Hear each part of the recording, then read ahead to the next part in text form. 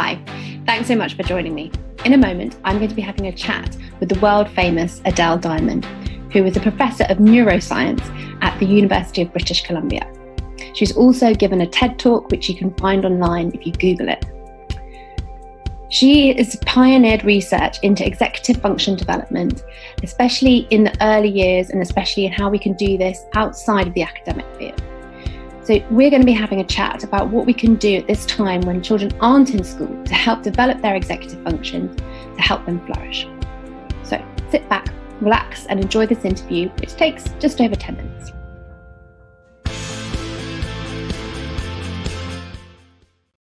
Oh, thank you so much, Adele, for joining us this evening and for giving up your free time to talk to me. I really appreciate it.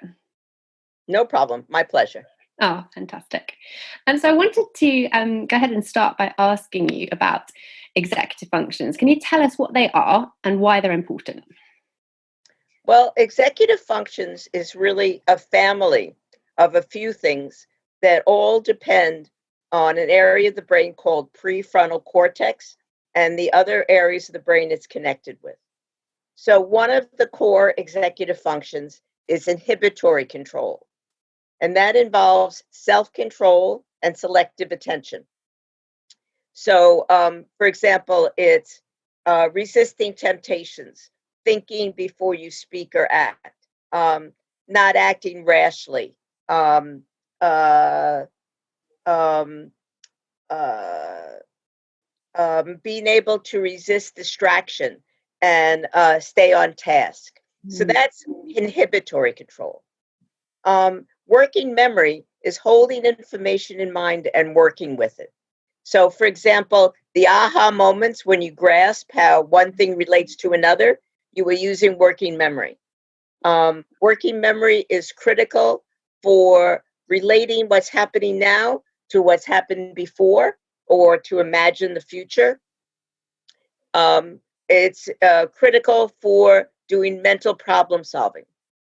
And the third core executive function is cognitive flexibility. Being able to think outside the box, being able to see something from different perspectives, being able to find your way around problems. And from those three core executive functions, higher level executive functions like reasoning, planning, and problem solving are built. And it's hard to think of any facet of life where these wouldn't be important. Right? You if you don't want to make a social faux pas, if you want to obey the norms of society, you need inhibitory control. If you want to creatively problem solve, you need all three.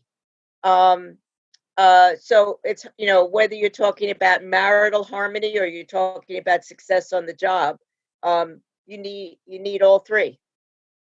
Brilliant. Thank you. Yeah, they're so relevant, aren't they? And I'm always amazed by how few people actually know the term executive functions and what it means. But when you do understand it, it's a bit of an aha moment to be like, oh, okay, this is something that is in my brain. This is something as part of my cognition. It's not part of my character.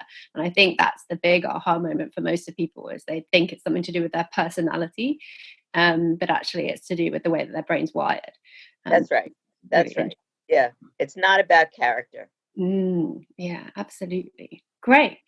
In fact, I think parents can sometimes misunderstand a problem with inhibitory control as being a problem with character. So you think a child is intentionally misbehaving, when in fact, the child is really trying his or her best to do what's right, but doesn't yet have the inhibitory control to do that. So if you can understand that, then you can have a little more sympathy or patience with young children. Absolutely, absolutely. Yeah, it's just having that knowledge, and then also a shared language to talk about what's going on, right? Instead of saying you're a naughty child, you say, you're struggling with your inhibitory control today. Is something going on? Is there something you want to talk about? Yes. Change the whole conversation. Yep, absolutely. Great point. Wonderful. So we're in challenging times at the moment, and parents are being told to work from home, to care for their children, to ensure that they complete their schoolwork, not to mention cleaning the home and doing all the catering. Need I go on? Really, the list is ridiculous. So, do you think this is a realistic explanation? I'm leading you now. And what are the consequences of this? Well, I don't think it's any more realistic than to expect a single parent to be able to parent and clean house and have a job. I think even in the best of times, many parents are asked to do almost the superhuman. I think we need to maintain a sense of humor, and we need to try not to worry so much. A lot of what we worry about is what we're worried might happen in the future. But worrying about the future isn't going to help anything. It just makes you miserable in the present. So if you could just focus on the present, do you have food to eat? Do you have a roof over your head? Then, count your blessings and enjoy the time now instead of worrying about, well, maybe I can't pay next month's bills. What am I going to do about employment? Just worrying about it doesn't help anything. And so it's better to try to just focus on enjoying as much as you can now with your children and your family. Oh, brilliant. Really, really wise words. Absolutely. So my next question is about thinking about how our brains are working at the moment. So we know that executive functions are influenced by our environment, by stress and loneliness and nutrition and sleep and exercise. They all play their part. If you were to take an MRI scanner and look inside the brains of what's going on of parents and students right now, how do you think their prefrontal cortex will be working? Well, nobody's prefrontal cortex is probably working at its best right now because everybody's stressed. And stress affects prefrontal cortex first and most. So one of the things it does is that it disrupts the communication between prefrontal cortex and other regions of the brain. They can't talk to each other so well. And one of the examples of that is the amygdala is the part of the brain that's like a fire alarm. It starts screaming when there's danger in the environment, when there's reason to be afraid, when there's a threat. Now, often the amygdala will get all aroused, and then prefrontal will look around and say, really, there's no real danger in the environment. You can calm down, amygdala, and it can get the amygdala to stop firing so much. But when the communication is broken down, you see that prefrontal cortex is still trying to tell the amygdala it can calm down, but the amygdala is not hearing the message. So you stay in that hyperactivated state because the stress is not permitting prefrontal cortex to calm down the amygdala. That's just one example. So all of our executive functions suffer when we're stressed. We can't think as clearly. We can't exercise as good self-control. People are probably experiencing that they were about to do something, they forget what they were about to do, or they know they shouldn't shout or get upset, but they get upset because they're stressed. Absolutely. So stress is going to be having a really negative impact on our executive functions. And so by expecting our executive functions to do more right now, by juggling everything, is kind of almost counterintuitive, right? Because it's going to be harder for us to do it. That's right. Absolutely. That's right. Yeah. Okay. Yeah. Great. So we love your work at Connections in Mind. I think it's fantastic. You talk a lot about nourishing the human spirit to help develop strong executive functions. Can you give us some practical examples of how parents can do this at this challenging time? So where that comes from is what you were saying before, that if you're sad, if you're lonely, if you're stressed, if you're not physically fit, all of those take a toll on executive functions.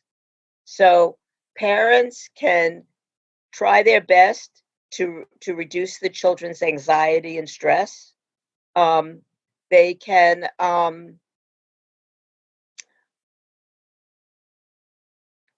they can do things at home that give joy.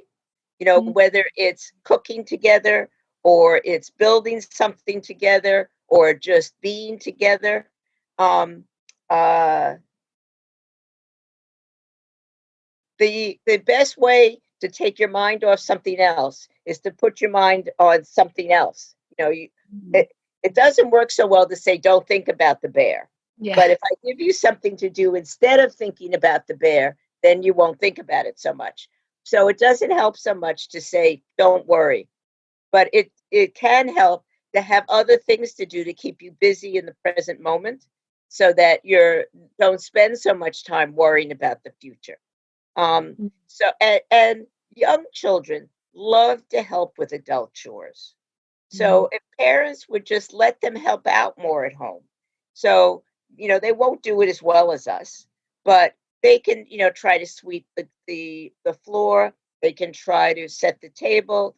They can try to cut vegetables. They can try to strain vegetables to rinse them.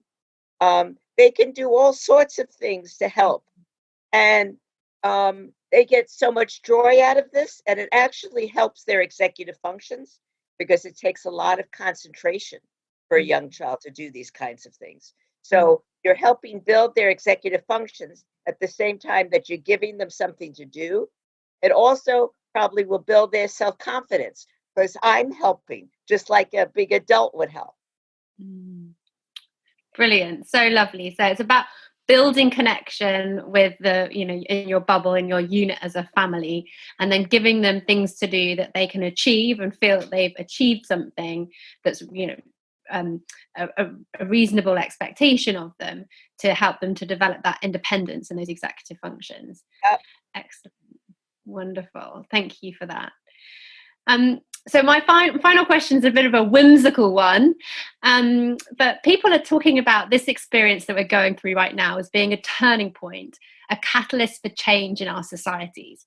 If I was to grant you one wish today about what that change would be, what would you change and why? That was your hardest question. I'm not sure what I'd say. Um, But I think there's several lessons that we get from this. One is that we're all connected, right? It started in China, but it affects everybody all over the world. And I think that's an important lesson. Also, another lesson is how important it is to get ahead of the curve, to do things before things get too bad. And I think that has implications for a lot of things like climate change. Instead of waiting until it's too late, we need to try to get ahead of the curve if it's not too late and do something now. And I think it also emphasizes the importance of compassion and having concern for one another. Um, uh, because if one person's suffering now, somebody else might be suffering later. It might even be you. So let's have compassion for one another and to realize now during such a stressed time that people's executive functions are not going to be functioning so well. So they might fly off the handle. They might say things they regret. They might do things they regret. But to try to remember that that's coming from stress instead of from a malicious intent, then you can maybe react a little differently and have a little more patience with one another. Wonderful. That sounds so great. So if we can use this to move forward positively, and that's great. And we're hoping this time is a time of reflection for people where they can start learning a bit more about how their brains work, and think about doing things differently in the future in terms of boosting executive functions, being aware of them, talking about them, and just generally being more empathetic to each other when things aren't going as planned, as you said, and just really being there to support each other and being with people. That's Yeah. wonderful. Great. Yeah. Well, thank you so much for your time this evening. It's been an absolute pleasure to interview you. I really appreciate it.